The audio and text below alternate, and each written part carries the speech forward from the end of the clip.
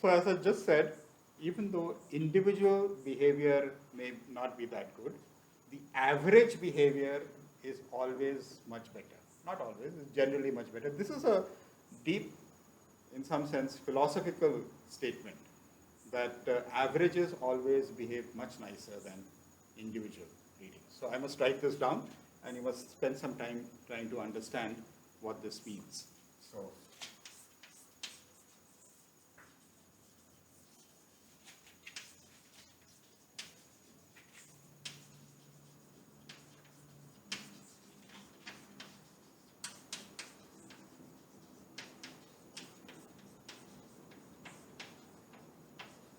averages behave much better than individuals. And you will see this idea occurring over and over again, not just in mathematics, but practically every field every field of social interaction in some sense. Now, what do I mean by this? So, remember, what we thought was good was symmetric, okay?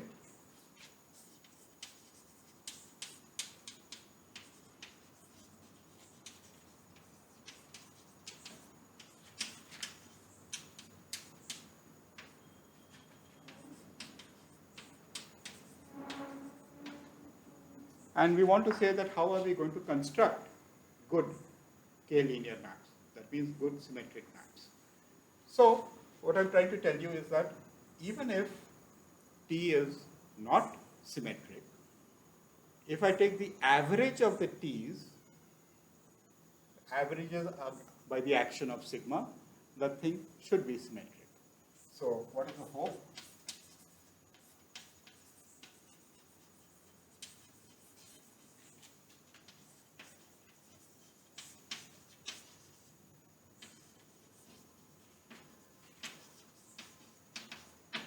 Average in what sense?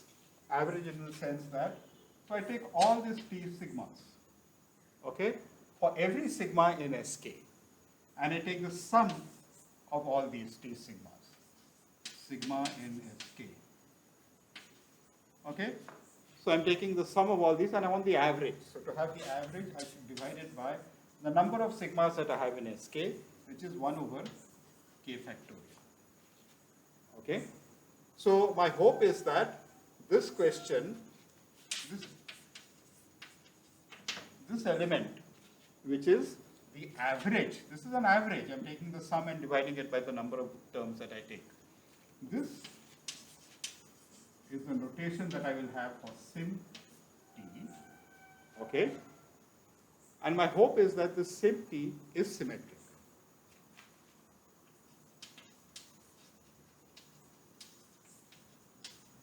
For all T in LKV. So even if I have T which is not symmetric, then this operation that I call sim T, which is taking the average, that quantity should be symmetric. Okay? Now I want to convince you that you have seen this earlier. And not only have you seen it earlier in college world, you have seen this earlier even in your 8th or 7th standard class, or at least the 10th standard class. What do I mean by this? So if you have functions, from R to R, all of us know what we mean by an even function. Okay, what is an even function? F is even if f of minus x for all x in R. This is what I mean by an even function. There's a slightly different way of writing this. So if I'm taking S2, S2 consists the symmetric group on 2 elements. It consists of 2 elements. Okay, namely, I can think of it either as +1 and -1, or I can think of it as 1 and 0, modulo 2. Okay, but I want to think of this as identity, sigma naught and sigma, where what is sigma naught? Sigma naught is the identity and sigma is an S2. So this is the map which takes the transposition which takes 1, 2. Okay, I can think of S2 as being this element. I could also think of S2 as being the group which is plus 1, and minus 1. Okay, there is only a unique group of with two elements. So plus 1, minus 1 is also a group under multiplication. So what is the meaning of even? So if I call this as my sigma naught, sigma 1, okay, what it says is that f is even if f of sigma of x is equal to f of x for all sigma in x2. Okay? And what is f of sigma x? If sigma is the identity, then sigma x is x. If sigma is minus 1, sigma of x is minus x. So it's just saying that either fx is equal to fx or f of minus x is equal to f of x. That means f is even. Okay? So I want to write this as f sigma of x. So f is even if f sigma of x is fx for all sigma in S2. Very good. But a function need not be even. You could have something which is not an even function. And then how will you construct a function that is even? So if g is a function from R to R, how did you construct the even part of g?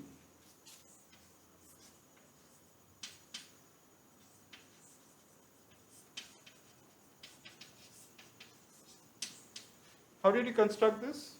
What you did was, you took g of x plus g of minus x and divided by 2. And this is the same as saying, I want to rewrite this as 1 over 2 factorial summation sigma in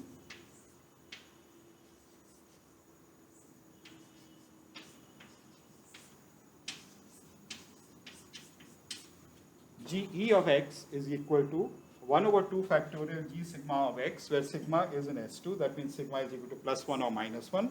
So the right hand side is 1 over 2 into G of x plus G of minus x. This is something you have done much earlier. Okay? So what I am doing here is just taking the even part is the sum over all these G sigmas of x, where sigma is in S2. There are two elements in S2.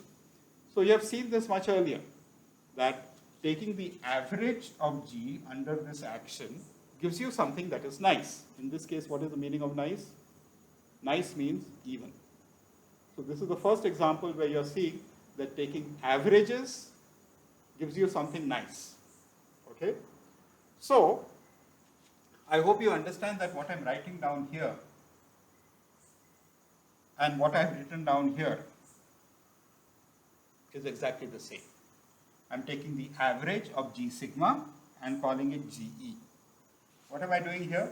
I'm taking the averages of T sigma, 1 over k factorial, and calling it sim T. So this is exactly evenness.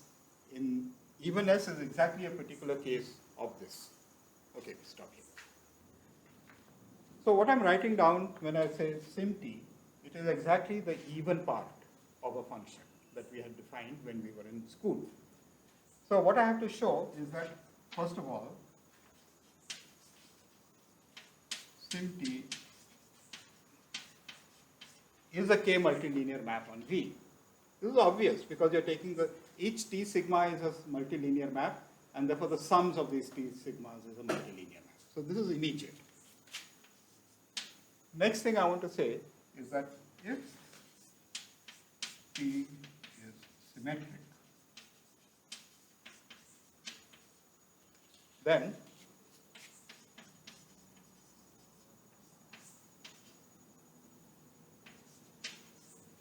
if T is symmetric, then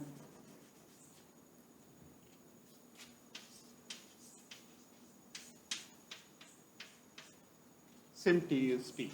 What does this correspond to for even functions? What I'm saying is that if G is even, then the even part of an even function is the function itself.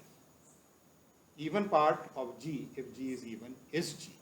If T is symmetric, the symmetric part of T is T. Why is this true? So suppose T is symmetric.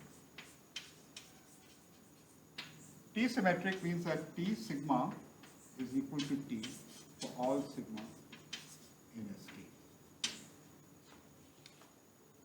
Okay? What is sim T? Sim T is equal to summation T sigma 1 over k factorial sigma in ST. But if T is symmetric, then T sigma is T. So this is equal to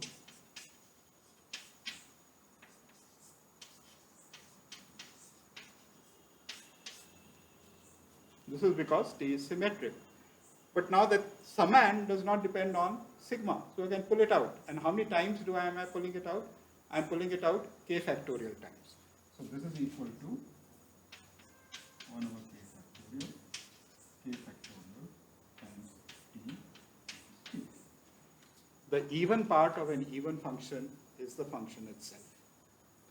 The next statement is that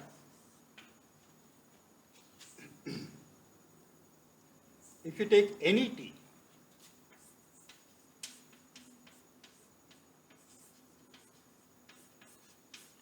so T need not be symmetric, then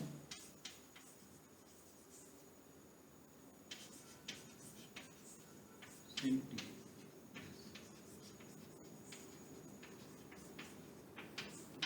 So if you take any T in Lk of V, sim T, which I have defined in that way, that quantity is symmetric. Why is that true? So let's try and prove it.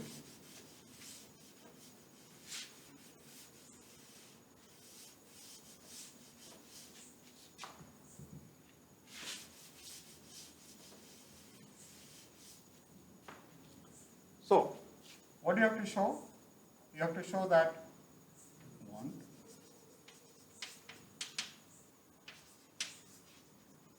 sim T upper eta. Where is eta? Eta is an element in Sk. Okay. What you want is this is equal to sim T. That no matter which eta you take, sim T upper eta is sim T. Why? So we take sim T upper eta. What is sim T? Sim T is 1 over k factorial sigma in Sk T sigma upper eta. Now taking this upper eta over a sum, this f star, what I defined that time, f star distributes over sums. So this is 1 over k factorial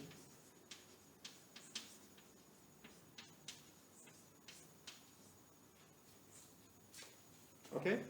Sum of something upper eta is sum of that thing upper eta. Okay. What is this?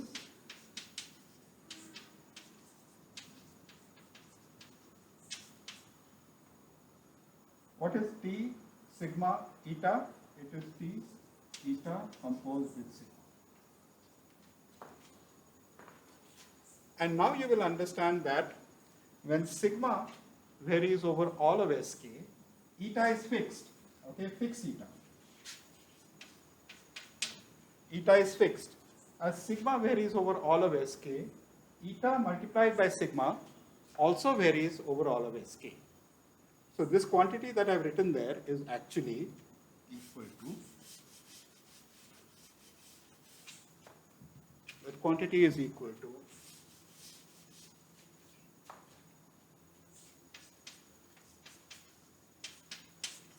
you do a change of variables. This is called doing a change of variables. I call eta composed with sigma to be sigma prime of T sigma prime, where sigma prime is equal to eta composed with sigma. And as sigma varies over all of Sk, eta is fixed. This also varies over all of Sk. Okay? So this is a change of variables. So let me write it down here.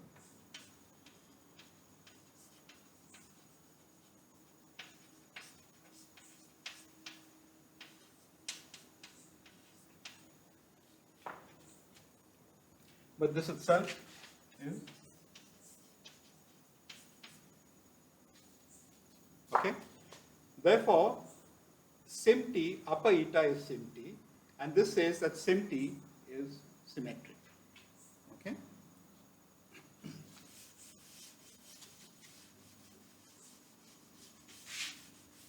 There's one more property that is very natural, which is that if you take sim t, if you take any t in LKV, and I take sim t,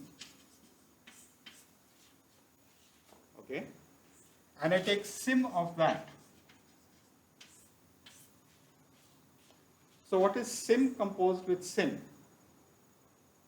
The statement is that sim composed with sim is equal to sim t.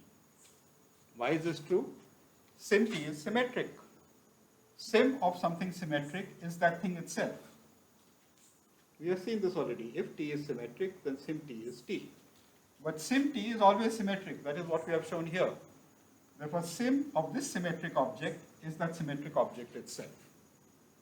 Therefore, sim of t is sim t. What is this is saying is that sim t, what this is saying is that sim composed with sim is equal to sim. Now there's a word that is there is a word for such operations on a vector space. Linear maps on the vector space to itself, whose square is itself. These are called, in your algebra class, you're calling this an idempotent. A squared is equal to A. So sim is an idempotent, and when you're talking about linear algebra, instead of saying using the word idempotent, the word that you use is projection. So sim is a projection from LKV to SKV, two symmetric elements. So sim is a projection. So we'll stop here.